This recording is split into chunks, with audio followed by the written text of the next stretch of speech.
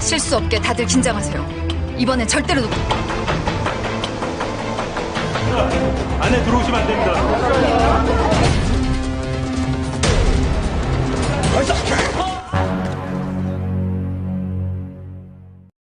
Halo teman-teman semuanya, apa kabar kalian? Semoga sehat selalu ya. Di kesempatan kali ini Mimin bakal melanjutkan merangkum film Twix episode ke-9 dan ke-10. Di episode 8 kemarin berakhir saat Tae-san menelpon kepolisian dan bertanya, apa benar jika polisi mencari orang yang bernama Tae-san? Sukdo yang saat itu menerima telepon dengan terkejut bertanya, ini siapa? Sebelumnya Mimin mohon maaf karena lama untuk upload episode selanjutnya. Karena kalian kurang greget sih buat ramein video sebelumnya. Untuk itu Mimin mohon dukungan kalian buat bantu share maupun subscribe-nya. Yaps, tanpa berlama-lama, yuk langsung aja kita ke alur ceritanya. Jae-kyung terkejut melihat rekaman gambar saat dia ada bersama Tae-san. Jae-kyung ingat sekali, bagian ini tidak seperti rekaman yang Senator Jo lihatkan padanya. Jae-kyung yang kesal langsung berdiri dan berkata kalau rekaman itu sudah direkayasa. Di saat itu mulutnya diplaster, dia diculik oleh Monsuk dan bahkan dia hampir dibunuh. Dia berhasil lolos karena diselamatkan oleh Tae-san. Senator Jo beranjak akan pergi. Jae-kyung yang dari tadi diam karena sangat kesal mengingat kembali kejadian asli yang dialaminya dan berkata dalam hati, jika Monsuk memiliki salinan asli dari CCTV ini, Monsuk pasti sudah memiliki alibi dan itu artinya dia terlihat seolah-olah diculik oleh Tae-san. Tidak lama telepon di ruangan itu berbunyi dan di seberang sana seorang pria bertanya, apakah di sana sedang mencari Tae-san? Sukdo terkejut dan balas bertanya, siapa ini? Ternyata penelpon itu adalah Tae-san sendiri dan berkata pada Sukdo kalau beberapa saat yang lalu dia baru saja melihat Tae-san. Tentu saja ini cara Tae-san untuk mengecoh polisi. Kemudian Song-woo masuk lalu menjelaskan bahwa mereka berdua bersama-sama mengejar Tae-san. Jae-kyung kaget mendengar Song-woo membelanya. Seseorang menculik Tae-san sehingga dia dan Jae-kyung mengejar penculik Tae-san sampai ke Chuncheon. Jadi sepertinya ada yang sedang menjebak Jae-kyung dengan rekaman yang sudah direkayasa ini. Setelah keluar, Jae-kyung bertanya kenapa Song-woo melakukan ini dan Jae-kyung juga mengucapkan terima kasih kepadanya. Song-woo bertanya apakah Senator Jo berhubungan dengan kasus Tae-san. Kemudian Jae-kyung menjawab kalau Song-woo kenapa ingin tahu banyak tentang Tae-san. Song-woo ingin menyelidiki kasus Tae-san dari awal. Jika memang Tae-san hanya dijebak, dia akan menemukan cara untuk mengetahui hal itu jika Jae-kyung tidak mengasih tahu informasinya. Tae-san yang sudah tahu keadaan aman, Tae-san mencabut tanaman di salah satu pot untuk mencari kunci rumah. Dia berniat masuk ke dalam rumah Mansuk. Dia pun berhasil menemukannya, lalu segera membuka pintu dan berhasil masuk ke dalam. Dia melihat kembali darah Mansuk yang belum dibersihkan. Dengan perasaan sedih, Tae-san membersihkan darah itu dan dia mandi. Chulkyu datang ke sebuah salon, lalu memeriksa semua orang apa Tae-san ada di sana. Tae-san sudah berganti pakaian, lalu dia mengambil sebuah cincin di sebuah laci dan juga uang yang tersimpan di dalam sarung bantal. Tae-san jadi sedih saat memegang uang itu dia teringat Mansuk. Dulunya Tae-san mendapat gaji dan memberikan beberapa lembar pada Mansuk, tetapi dia menyimpannya di sarung bantal. Semua kenangan dengan Mansuk teringat lagi pada saat Tae-san masuk ke dalam rumah tersebut. Kemudian terdengar suara Sojin yang sudah berdiri di samping Tae-san. Sojin menyuruh ayahnya bisa mengucapkan terima kasih untuk Paman Mansuk. Setelah itu Tae-san dan Sojin sama-sama memberi penghormatan atas Mansuk. Sojin berkata jika ayahnya harus segera menemukan kamera itu dan membuktikan kalau dia tidak bersalah. Dia memang tidak tahu apa isi kamera itu, tapi Mansuk harus tetap ditangkap. Kemudian Sojin menyuruh ayahnya untuk segera pergi karena banyak hal yang harus dia kerjakan hari ini. Chulkyu menjelaskan kalau panggilan tadi sepertinya panggilan main-main. Jae-kyung dan Sang-hun langsung mendengar rekaman telepon tadi yang mengatakan kalau penelpon melihat Tae-san. Jae-kyung langsung tahu kalau itu adalah suara asli Tae-san. Jae-kyung pun segera pergi ke rumah Mansuk dan mendapati kenyataan kalau memang Tae-san baru saja datang ke rumah ini. Kemudian Jae-kyung teringat akan In-hye. Dia pun langsung menelpon Kim In-soo, rekannya. Di rumah sakit, In-hye terlihat bingung. Tae-san bahkan sampai detik ini tidak menghubunginya. Tepat setelah itu ponsel In-hye berdering dan Tae-sanlah yang menelponnya. Mendengar suara Tae-san sangat lega. Tae-san meminta bantuan karena harus mendapatkan sesuatu dari seseorang. Makanya dia butuh bantuan In-hye. Dia bilang kalau besok jam 3 siang di toko pakaian anak-anak dia ingin bertemu In-hye. Kim berhasil mendapatkan info tentang seseorang yang dipanggil dengan sebutan Tuan Han, yang mana orang itu berkecimpung di dunia obat-obatan herbal. Kim pun datang ke rumah Tuan Han itu. Dia menyiapkan pisaunya sebelum membuka pintu.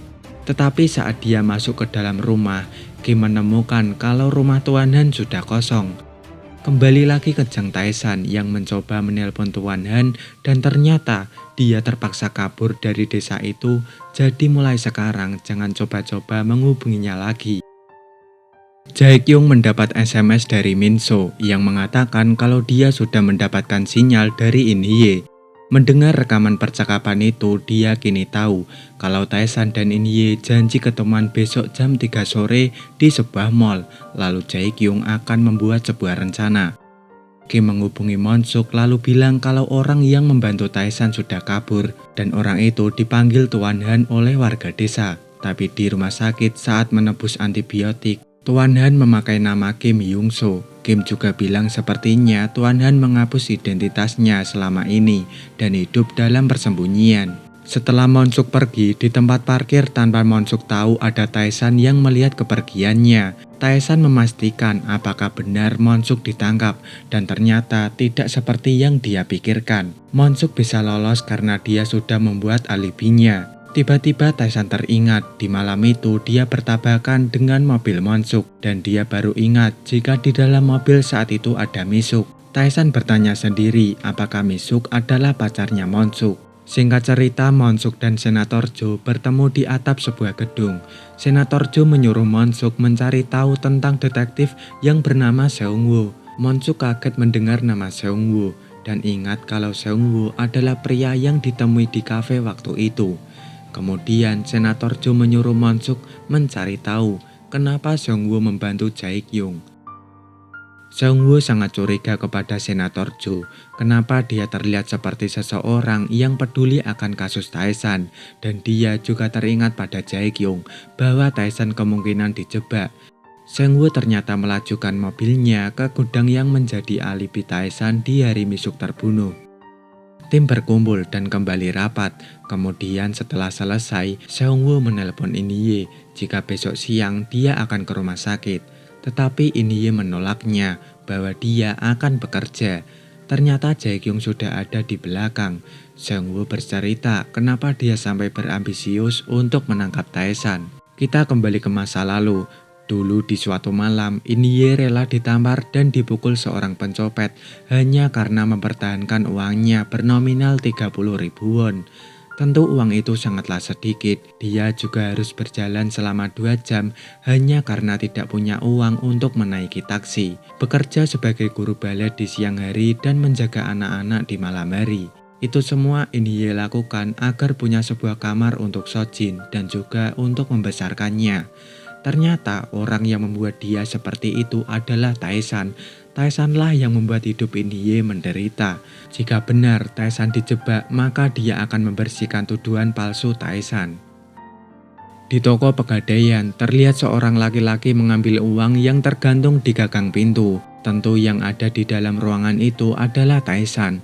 Tae-san yang sudah berhasil masuk menemukan kaset dengan label CCTV. Kemudian dia memutarnya, lalu mencari bukti yang coba dihilangkan Monsuk waktu itu. Kemudian dia merebahkan dirinya di sofa dan mengingat kembali kebersamaan dengan In-hye dulu. 못 알아볼 뻔했다. 이 동네 험하다. 빨리 집에 들어가라. 하려고 했는데 안 되겠어. 계속 나 알바 끝나는 시간에 맞춰서 왔었잖아. 그래서 그러지? 나는 엄마 아빠 다 있고 아니나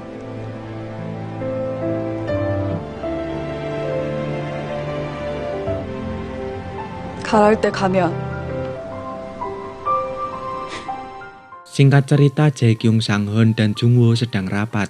Mereka meminta bantuan tim polisi untuk menyamar sebagai pekerja atau pelanggan di mall itu. Sementara itu ternyata Kim juga mengetahui informasi tersebut. Kembali lagi ke Jae-kyung yang berkata kalau Seung-woo tidak tahu jika Tae-san akan bertemu dengan In-hye. Mon-suk berpesan agar Kim tidak membunuh orang lagi dan identitasnya tidak boleh terungkap. In-hye bersiap bertemu Tae-san, dia berangkat lebih awal. Sementara itu Jae-kyung dari tempatnya memberi komando agar tim bersikap sewajarnya sehingga tidak ada yang curiga. Memang semua menyamar sebagai pekerja dan juga pengunjung di pusat perbelanjaan itu. Kim juga memantau Tae-san dari atas gedung menggunakan teropong, begitu juga dengan Jae-kyung. Di saat sedang berkeliling, seseorang detektif yang menyamar dengan memakai kostum melihat In-hye. Detektif itu pun langsung menyapa In-hye yang dia tahu merupakan tunangan Seung-woo. Tim polisi memang tidak diberitahu Jae-kyung jika orang yang akan ditemui Tae-san adalah In-hye. Kemudian dia segera berlari dan dalam hati meneriakkan agar Tae-san tidak datang ke tempat ini. Tetapi ternyata Tae-san sudah dengan penyamarannya dan laki-laki tadi yang Kim lihat di teropongnya dan juga yang dilihat Jae-kyung melalui CCTV bukanlah Tae-san. Polisi langsung memasang garis di pintu masuk mall itu, jadi tidak akan ada yang bisa masuk atau keluar lagi. Kim yang mendengar suara di sekitar tempatnya merasa curiga, lalu dia mendapati Tae-san yang tergesa-gesa pergi. Tanpa mengeluh waktu, dia langsung mengejar Tae-san. Dengan perasaan cemas, In-hye tidak sempat bertanya apapun dan langsung masuk ke dalam taksi. Seseorang yang dicurigai Tae-san, kemudian tim melancarkan aksinya untuk menangkap Tae-san. Tetapi, ya benar saja, itu bukanlah Tae-san dan Tae-san telah berhasil mengecoh semua tim kepolisian. Kim mengejar Tae-san, sebentar lagi akan sampai di tempat Tae-san berdiri. Dia terus berlari, lalu di saat lampu berjalan sudah hijau menjadikan Kim kehilangan jejak Tae-san lagi. 내가 무인석 주변에서 너가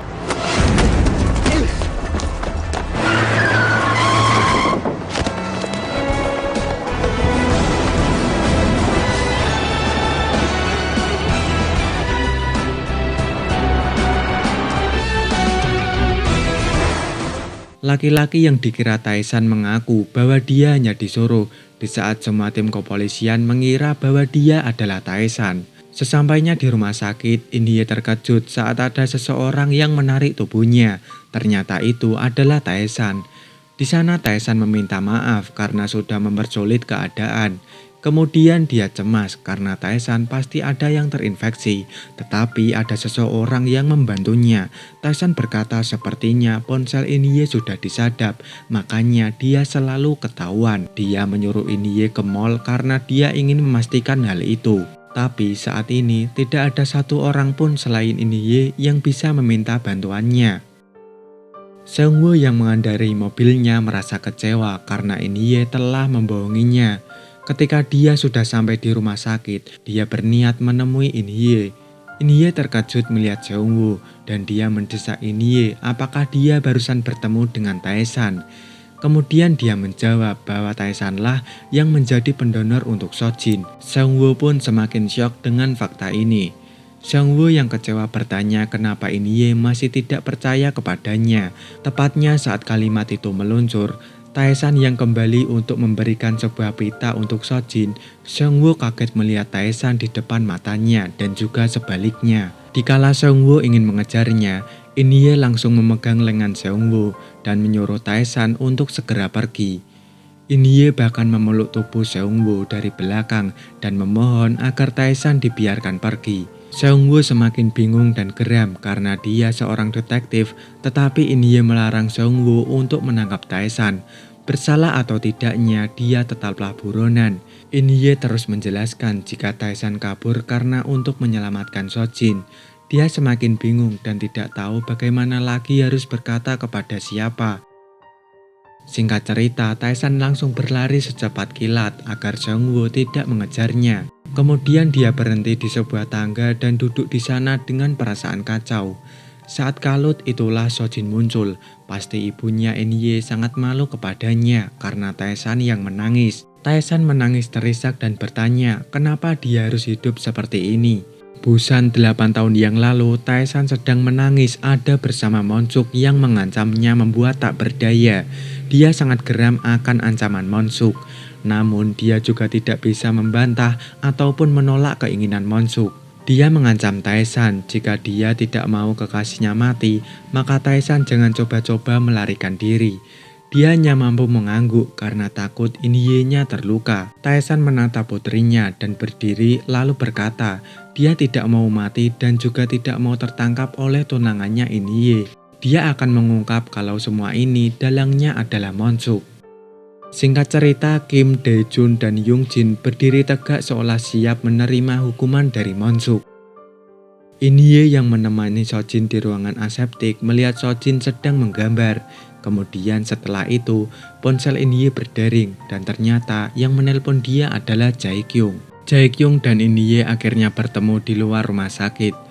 Jae-kyung memperkenalkan dirinya kalau dialah yang menangani kasus Taesan. Jae-kyung sudah tahu semuanya, dia tahu kalau Taesan tidak membunuh. Taesan kabur hanya ingin mendonorkan sum-sum tulang belakangnya untuk Sojin anaknya.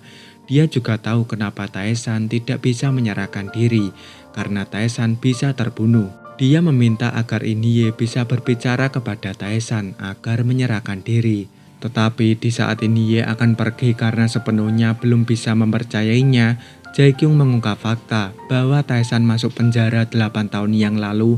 Taesan masuk penjara untuk menggantikan seseorang atas tuduhan membunuh ayahnya Jae-kyung. Orang itu mengancam akan membunuh orang terdekat Taesan. Taesan ingin melindungi Inye dan juga Sojin. Inye sangat syok dengan fakta ini. Dia masuk ke tangga darurat dan menangis. Di sana dia sudah menuduh Taesan, rasanya sangat menyesal. Scene berganti memperlihatkan Seung-woo menanyakan kenapa Jae-kyung yang menyembunyikan fakta jika Taesanlah pendonor bagi Sojin. Jika Jae-kyung memberitahu padanya, maka dia tidak mungkin menembak Taesan di tebing waktu itu. Dia juga bertanya kepada Jae-kyung jika ada yang ingin membunuh Taesan, tetapi Jae-kyung hanya bilang jika orang-orang itu adalah orang-orang yang sanggup melakukan apapun. Young-jin kembali berdiskusi dengan Monsuk, di mana dia harus menemukan kamera itu dan Dae-jun menyarankan untuk menculik Inye. Young-jin kembali berdiskusi dengan Monsuk, di mana dia harus menemukan kamera itu dan Dae-jun menyarankan untuk menculik Inye, karena Inye pasti akan dihubungi oleh Taesan. Tetapi Young-jin menolak gagasan itu karena tunangan Inye adalah seorang detektif. Sepertinya ide itu cukup berbahaya. Seung-woo yang ada di kantornya mulai mencari tahu tentang nama Monsuk. Dia mencari di internet lalu menemukan fakta tentang Monsuk. Dia juga tidak asing dengan wajah itu. Kemudian dia teringat bahwa dia beberapa hari lalu berpas-pasan saat di rumah sakit dengan Monsuk. Seketika dia ingin pergi ke rumah sakit, dikala dia teringat kata-kata Jae-kyung, di mana orang-orang seperti Monsuk sanggup membunuh Sojin demi menangkap Taesan. Taesan masih dalam penyamarannya, dia menghafalkan alamat dan nomor rumah Misuk. Setelah itu pun dia berlalu pergi. Setelah Dae-jun dan Young-jin keluar, Seung-woo masuk menemui Monsuk lalu mengetahui bahwa Monsuk ke rumah sakit beberapa hari yang lalu. Seung-woo langsung bilang jika anak cantik yang dibilang Monsuk adalah putrinya. Monsuk mengancam bagaimana jika dia menyentuh Inye dan putrinya, apakah Seung-woo akan membunuhnya. Kemudian Seung-woo berniat bahwa dia akan menghabisi sisa hidupnya untuk menghancurkan hidup Monsuk. Seung-woo yang sangat kesal karena terlihat bahwa Monsuk ingin menjadikan dia sebagai mata-mata untuknya. Seung-woo langsung berdiri dan menarik keras jas, membuat Monsuk juga dipaksa berdiri. Karena jika mereka bekerja sama, Monsuk bisa mendapatkan kamera dan Seung-woo bisa menyelamatkan Sojin. Seung-woo langsung ke rumah sakit setelah sebelumnya dia menyuruh Suk-do juga ke rumah sakit. Seungwoo menyuruhnya untuk menjaga tempat ini, jangan tanya alasannya dan jangan coba untuk mencari tahu. Kemudian Seungwoo berpesan kepada In-hye bahwa dia harus meyakinkan Tae-san untuk menyerahkan diri. Dia berjanji akan melakukan yang terbaik untuk membuktikan Tae-san tidak bersalah. Tae-san menelpon In-hye yang ada di ruangan aseptik. In-hye dengan cemas kenapa Tae-san kemarin tidak datang menemuinya. Kemudian Tae-san mengajak In-hye bertemu di stasiun. Min-suk tentu langsung menelpon Jae-kyung dan melaporkannya. Di ruangan, Jung-woo dan Jae-kyung yang mendengar rekaman Tae-san dan In-hye, sepertinya dia berhasil meyakinkan Tae-san dengan baik. Dia berharap kali ini dia berhasil menangkap Tae-san. In-hye yang sedang bersama Sojin berkata jika hari ini dia harus bekerja dan mungkin akan pulang malam, tetapi dia benar-benar meminta untuk dibiarkan pergi kali ini. Karena awalnya Sojin menolak untuk ditinggalkan ibunya. In-hye benar-benar pergi ke tempat kerjanya dulu. Setelah selesai, terlihat Min-so sedang mengintai apa yang In-hye lakukan. Sedangkan Min-so yang memang ditugaskan untuk mengamati dan membuntuti In-hye. In-hye keluar lalu dia naik kereta dan terlihat Jae-kyung sudah menyiapkan timnya untuk bisa menangkap Tae-san nanti. Jae-kyung entah mengapa merasa sedikit aneh. Kenapa In-hye meyakinkan Tae-san untuk menyerahkan diri di depan Sojin, bukankah Tae-san adalah ayahnya Sojin? In-hye keluar dari kereta, kemudian dia mengingat kembali perintah Tae-san agar setelah turun sebentar, dia harus masuk lagi ke dalam kereta. Dia pun berlari masuk ke dalam kereta tepat saat Min-so sudah keluar. Min-so melaporkan kejadian ini dan berkata, jika ini rasanya seperti misi dalam film action saja. In-hye sudah sampai di tempat tujuannya, begitu pula Seungwoo yang sedari tadi memang membuntuti In-hye. Dia pergi ke toko buku tempat Yongja kerja, di mana dia meminta maaf karena harus mengatakan hal ini. Dia ingin mengambil kamera yang dipinjam Mansuk beberapa waktu yang lalu. In-hye meyakinkan bahwa dia adalah langganan tetap di bengkel Mansuk, dan kamera itu adalah miliknya. Dikala Yongja curiga dengannya, kemudian Yongja meminta maaf karena kamera itu dibawa temannya untuk dibuang. In-hye jelas kaget, karena kamera itu adalah saksi kunci dari semua masalah ini. Tetapi Yongja ingin menelpon temannya dan bertanya di mana kamera itu. Setelah menelpon temannya, Yongja memberikan kertas yang berisi alamat dan nomor telepon orang yang membeli kamera itu, dan mengucap terima kasih lalu keluar dari tempat kerja Yongja. Lagi dan lagi In-hye sudah naik taksi yang telah dipesan Tae-san, hingga akhirnya mereka bisa bertemu. In-hye mengabarkan jika Yongja menjual kamera itu di internet, tetapi dia sudah membuat janji dengan pembeli kamera malam ini. In-hye mengkhawatirkan bagaimana jika Tae-san tertangkap, namun Tae-san sudah menyamar, jadi pasti aman. Setelah menepi di tempat yang aman, Tae-san meminta maaf karena kejadian kemarin pasti membuat In-hye kecewa. Dia sangat terkejut, tetapi dia harusnya memberitahu jika tunangannya adalah seorang detektif, karena jika Tae-san tahu, dia pasti tidak akan meminta bantuan In-hye. Sojin yang ada di ruangan aseptik sedang berbicara melalui sambungan telepon dengan Seungwoo yang ada di luar ruangan. Mereka berdua asik ngobrol hingga 1 jam berlalu. Hari sudah malam di mana Tae-san harus bertemu dengan pemilik kamera itu. In-hye memberikan ponsel untuk Tae-san karena dia harus tetap menghubungi Tae-san terkait operasi Sojin. Sebelum pergi, Tae-san juga memberikan jepit rambut yang dia beli di mall kemarin. Dia ingin In-hye memberikannya kepada Sojin di saat rambut Sojin sudah tumbuh. Singkat cerita, Tae-san akan bertemu dengan seseorang pria bernama Hyun-woo. Sampai akhirnya, dia berhasil memiliki lagi kamera yang selama ini dia cari-cari.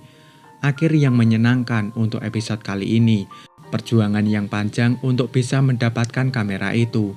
Tapi, apakah akan semudah itu Tae-san bisa melalui harinya yang tersisa 6 hari lagi? Tentu saja tidak. Itulah alur cerita film 12 Weeks episode ke-9 dan ke-10. Jangan lupa like dan subscribe-nya jika kalian suka dengan video ini. Sampai jumpa di episode selanjutnya. Terima kasih sudah menonton.